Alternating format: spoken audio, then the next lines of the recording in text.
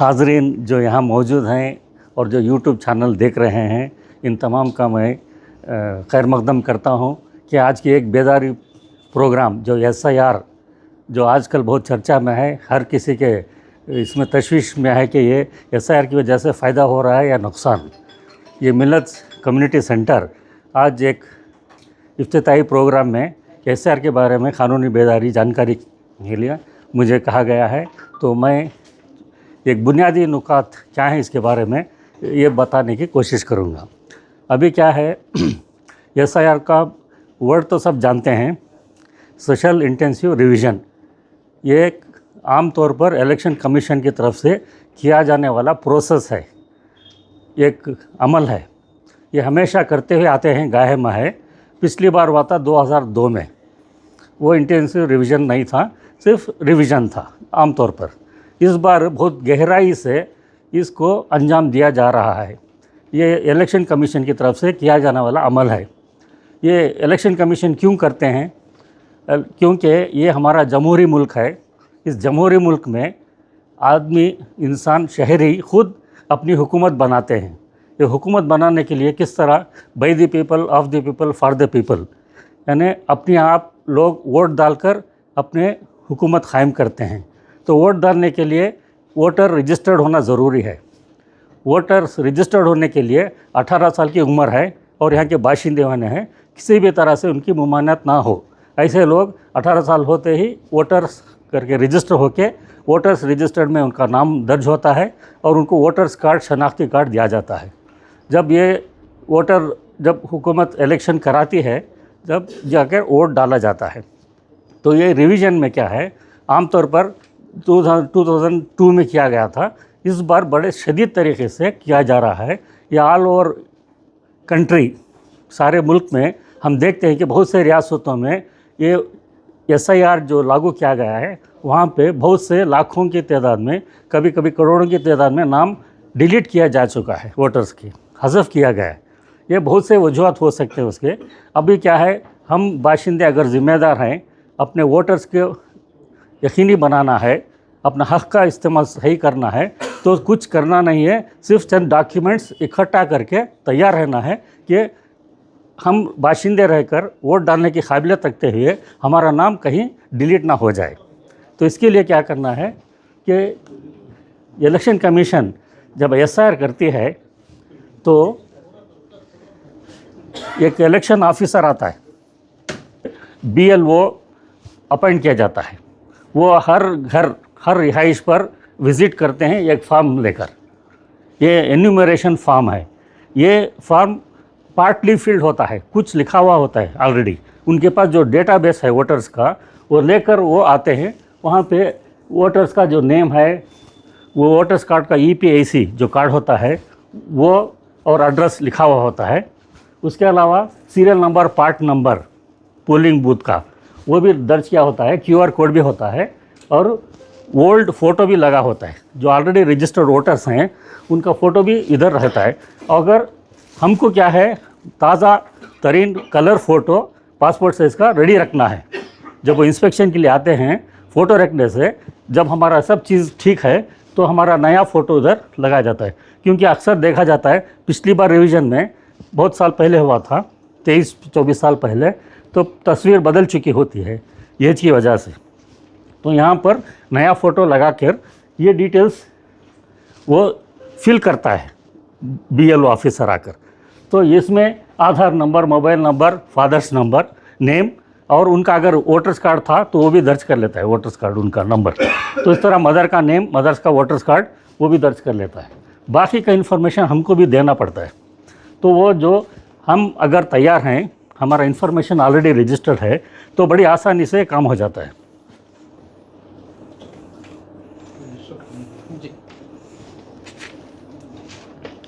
तो यहाँ पे क्या करना है, ये जो डॉक्यूमेंट वो मांगते हैं वो डॉक्यूमेंट तैयार रखना है। अब ये काम हम खुद नहीं करते, BLO का तरफ से होने वाला काम है ये। तो हमें सिर्फ उसका साथ देना है कि हमारे नाम दर्ज रहें, यकीनी कर लेने के लिए।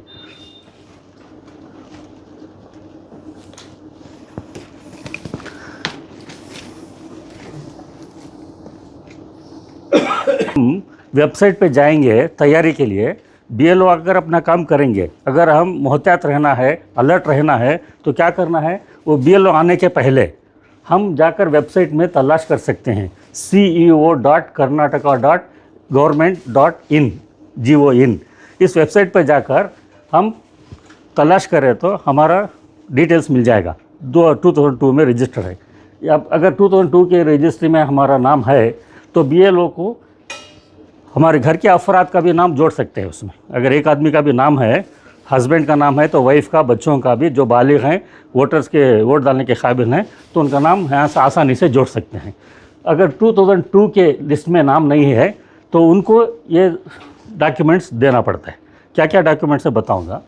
और जो नौजवान बच्चे होते हैं जो 1987 के बाद पैदा हुए हैं 1 जुलाई से, तो उन लोगों को वोटर्स कार्ड होकर 2023 में भी वोट डाले भी हों या 2025 में भी वोट डाले हों, 24 में वोट डाले हों, फिर भी उनको क्या करना है कि इसमें इंक्लूड करने के लिए उन लोगों को वालिद का या वालिदा का एक का वोटर्स कार्ड का रजिस्टर्ड नंबर डालना है, या नहीं तो उनके डॉक्यूमेंट दिखाना है कि वो रजिस्टर्ड वोटर थे। ये नौजवानों के लिए। अगर 2004 के जो बच्चे इसके बाद जो पैदा हुए हैं, उनको अगर वो अभी वोट डाल भी चुके हैं पिछली मरतबा, फिर भी उनको क्या करना है, वालिदैन दोनों का भी वोटर्स कार्ड का डिटेल्स मुहैया करना है, तब ये भी एलिजिबल हो जाते हैं। तो ये रिवीजन में क्या है, ये 4 कैटेगरीज बना के रखे हैं। 2002 में रजिस्टर्ड हैं, आसानी से हो जाएगा। उसके रजिस्टर्ड नहीं है, वोट डाल चुके हैं, कार्ड भी है, अगर अभी एंट्री नहीं दिख रही है रजिस्टर में, तो उनको क्या करना है, सबूत मुहैया करके वो नाम फिर से पक्का कर लेना है, कंफर्म करना है। ठीक है, इसलिए 2002 का अगर आपके पास पुराना वोटर्स कार्ड है तो उसे ढूंढ के तलाश करके रेडी रखिए कि उसमें पता चल जाता है, उसके पीछे लिखा होता है part number, serial number, polling booth भी। तो अगर नया कार्ड हो तो पुराना कार्ड भी तलाश कर रखने से आसानी हो जाती है। अभी क्या है, इलेक्शन कमीशन 12 डॉक्यूमेंट्स की लिस्ट आमतौर पर दिखाया जाता है। इतना ही नहीं है, कर्नाटक में शनाख्ती के लिए, आइडेंटिटी के लिए इसमें से कोई एक कार्ड भी हो तो काफ़ी है। इसमें क्या क्या आता है, आधार कार्ड भी कबूल है, शहरियत के लिए नहीं, वो अल्टीमेट सिटीजनशिप तो नहीं है, मगर आधार कार्ड भी गुड आइडेंटिटी प्रूफ। उसके साथ passport, PAN card, driving licence, मनरेगा जॉब कार्ड अगर हो तो, या सरकारी मुलाजिम हो तो, पब्लिक सेक्टर एम्प्लॉय हो तो उनका आइडेंटिटी कार्ड, और पेंशन, जो किसी के पास पेंशन कार्ड है, बुक है, तो उसमें भी तस्वीर के साथ हो तो उसको भी कबूल किया जाता है आइडेंटिटी के लिए। तो जिन लोगों का नाम 2002 के रजिस्टर में नज़र नहीं आ रहा है, तो ये लोग ये कार्ड देकर नाम एंट्री करा सकते हैं। और दूसरा, रेसिडेंस प्रूफ भी देना पड़ता है। ये ऊपर जो दिया गया है शनाख्त आइडेंटिटी का, ये नहीं, 1 डॉक्यूमेंट इज़ एनफ, एक डॉक्यूमेंट काफ़ी है। अभी रिहाइश का देने के लिए रेशन कार्ड, बिजली का बिल लेटेस्ट होना है, पानी का बिल, गैस का बिल, टेलीफोन, मोबाइल, और बैंक पासबुक में फ़ोटो के साथ जो दिया जाता है एड्रेस वो, या इवन लीज एग्रीमेंट अगर रजिस्टर किया हो गया हो घर का वो, या प्रॉपर्टी टैक्स की रसीद, सेल डीड की सर्टिफिकेट है तो उस पर, ये जो भी बिल दिया जाता है उसका 6 से 12 माह के लेटेस्ट होना है, बहुत पुराना नहीं चलेगा। तो इसमें ये देने से ये रेसिडेंस प्रूफ भी मिल जाता है। तो रेसिडेंस प्रूफ की वजह से कौन से पोलिंग बूथ में ये रजिस्टर्ड वोटर बन सकते हैं उसका तय किया जाता है। अगर ये माइग्रेट होकर आ गए, पिछली बार कहीं दूसरे डिस्ट्रिक्ट में थे या दूसरे पोलिंग बूथ में थे, यहाँ थे, तो इन लोगों का नाम उधर नहीं रहेगा। जब रिहाइश के लिए यहाँ आएंगे तो यहाँ का प्रूफ मांगेंगे, तो आपको बताना पड़ा 2002 में मैं वो उस इलाके में था, अभी इधर आया हूँ, उसके प्रूफ के साथ ये देने से रेसिडेंट प्रूफ आपका वोट उधर से इधर शिफ्ट कर लेंगे, वो उधर डिलीट करेंगे, इधर इंक्लूड कर लेंगे। और अगर किसी को छोटे जो बच्चे हैं ना 87 के बाद पैदा होने वाले 2002 के 4 के, उनके लिए यहाँ की शोहरियत का देना ज़रूरी है प्रूफ। इसके लिए क्या है, उनको बर्थ सर्टिफिकेट देना है या स्कूल के SSL से सर्टिफिकेट देना है, या नहीं तो मार्क्स कार्ड, TC जो भी है वो, पासपोर्ट देना है। वो उस तरह से उनको ये बच्चे हिंदुस्तानी शहरियत के कबूल किए जाएंगे। तो उम्र का सबूत भी 18 और 21 ईयर्स के जो बच्चे हैं जो नए रजिस्टर्ड हो रहे हैं, 18 साल के बाद एलिजिबल हो जाते हैं कि वोटर्स के लिए, तो वैसे बच्चे भी क्या कर सकते हैं, पैदाइश का सर्टिफिकेट तो कंपलसरी हो गया है, इन लोगों का आसानी से बन जाता है और मिल भी जाता है। वो सर्टिफिकेट, बर्थ सर्टिफिकेट, SLC और 10वीं का कार्ड देने से हो जाता है। और BLO को ये डॉक्यूमेंट के साथ जब वो आएगा, तैयार रहेंगे, तो आसानी से काम हो जाएगा, तो तमाम डाउट्स क्लियर भी हो जाएंगे। इसको मिलत सोसाइटी की जानिब से ये तमाम मसाजिद को, इदारों को ये पैम्फलेट की सूरत में पहुंचाया जाएगा, या नहीं तो इन व्हाट्सअप नंबर जो देंगे कांटेक्ट करने से ये एक पैम्फलेट की तरह उसमें पोस्ट कर देंगे। मसाजिद वालों से, इदारों वालों से गुजारिश है कि इसका प्रूफ एक प्रिंट निकाल कर अपने नोटिसों पे चपका कर दें कि अवाम को भी मालूमात हो जाएगी।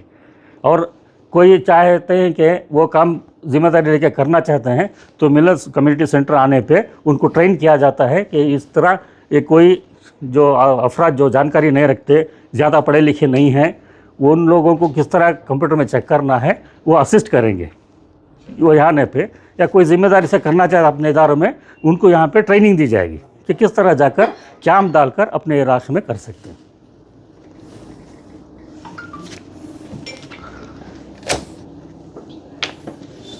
ऐसा शिकायत होती रहती है कि सिस्टम के हिसाब से हम चल रहे हैं, मगर हमारे बहुत मदद नहीं मिलती सिस्टम से। तो ऐसे लोग जो जानते हैं कि हम वोट डाले थे, रजिस्टर्ड वोटर कार्ड भी है हमारे पास, मगर उसमें स्पेलिंग मिस्टेक आ गया, नाम टैली नहीं हो रहा है, 2002 में गायब हो कर दिया गया है, तो ऐसे लोग क्या करना है, फॉर्म 6 लेकर उसमें इंक्लूड कर सकते हैं। अगर नाम गायब भी हो गया है तो घबराना नहीं है। नाम की शमूलियत एंट्री कराने के लिए फॉर्म 6 का इस्तेमाल कर सकते हैं। पहले भी करा सकते हैं या BLO आने के पास भी तभी करा सकते हैं। तो बेहतर है BLO विज़िट करने के पहले ही अगर आप फॉर्म 6 ये करके एंट्री कर लेने से आपका नाम रजिस्टर्ड हो जाएगा। अगर घर पे कोई इंतकाल कर चुके हैं या यहाँ से शिफ्ट होके चले गए हैं, वो आपकी जानकारी में है, तो आप फॉर्म नंबर 7 देकर उसमें नाम डिलीट करा सकते हैं क्लैरिटी के लिए। और फॉर्म 8 में क्या है, करेक्शंस कुछ हो तो फॉर्म 8 यूज़ करके, स्पेलिंग मिस्टेक हमेशा हो जाती है कभी, तो आपके डॉक्यूमेंट में नाम सही रहता है। वोटर्स में नाम अगर गलत है तो करेक्शन कराने के लिए जो भी डॉक्यूमेंट आप दे रहे हैं वो फॉर्म नंबर 8 यूज़ करके कर सकते हैं। अगर बाजू के मोहल्ले में शिफ्ट होते एक बार पोलिंग स्टेशन बदल जाता है, उस वक्त फॉर्म नंबर 8A यूज़ कर सकते हैं। अब क्या है, BLO आके विज़िट करेंगे, एक ही वक्त में सभी लोग मौजूद तो नहीं रहेंगे। कभी क्या है कि हाउस क्लोज, डोर बंद था बोल के चले जाते हैं। हमको चाहिए जितना हो सके BLO का नंबर लेके रख ले, वो इत्तला देगा, यानी तो हम ही कांटेक्ट करके बोल सकते हैं कि नो आई एम अवेलेबल। अभी सुप्रीम कोर्ट से क्या ताकीद कर दिए, एक विज़िट में अगर नहीं है तो कैंसिल नहीं करना, एटलीस्ट 3 विज़िट तो करना है यकीनी बनाने के लिए। तो हमको भी कभी चेस करना पड़ता है BLO को, और उसके कांटेक्ट करके उसके विज़िट पे हमको ये तफसीलात देने से वही फाइनल होता है। आप हम तय करेंगे कि हम ये ऑनलाइन में अपलोड कर देंगे, ये ज़रा मुश्किल ही लगता है। जब पर्सनल विज़िट में BLO को कॉन्फिडेंस में लेकर डॉक्यूमेंट मुहैया करने से जो यकीनी बनती है वो परफेक्ट होती है। तो इसलिए आपको मोहतियात रहकर BLO के विज़िट का इंतज़ार करना है, या नहीं तो BLO के पास पहुँचकर काम करना है। अगर BLO के खिदमत से अगर हम सेटिस्फाइड नहीं हैं, मुतमईन नहीं हैं, तो हम क्या करना है, EORO के पास पहले अर्ज़ी देना है कि हमारा नाम मिस हो गया है, कोशिश के बावजूद इंदराज नहीं हो रहा है, रजिस्टर्ड नहीं हो रहा है। तो EORO के पास जाके तफसीलात देने से उसका नेक्स्ट लेवल है, BLO का नेक्स्ट लेवल, ये मुमकिन है ये मसला हल कर दे। अगर इससे भी सेटिस्फाई नहीं हो रहा है तो उसका नेक्स्ट लेवल है DEO, डिस्ट्रिक्ट इलेक्टोरल ऑफिसर। उसके पास हम शिकायत कर सकते हैं कि हमारा नाम कोशिश के बावजूद इंदराज नहीं हो रहा है। इसके बाद भी अगर नहीं रहे तो चीफ इलेक्टोरल ऑफिसर CEO, तो स्टेट का एक होता है, उसके पास भी हम शिकायत कर सकते हैं। अगर यहाँ भी काम नहीं बना तो फाइनली क्या है, कर्नाटका हाई कोर्ट, वहाँ पे एक रिट डाल सकते हैं कि हमना वोटिंग राइट है वो से हमसे महरूम किया जा रहा है। तो यहाँ पर जाकर कोर्ट से हम डायरेक्शन लेके अपना नाम इंदराज करा सकते हैं। ठीक है। अभी जो लोग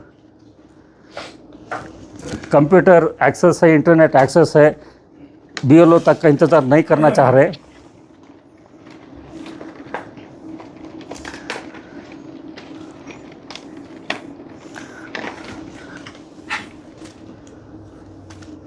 तो इनके लिए एक रिमाइंडर है, ये अपने डायरेक्ट अपने तरफ से आप इंटरनेट खोलिए, co.karnataka.gov पर जाइए, वहाँ पे स्क्रॉल करने से व्यू इलेक्टोरल रोल्स करके आएगा, वहाँ पे क्लिक करने से इलेक्टोरल रोल 2002 करके आएगा।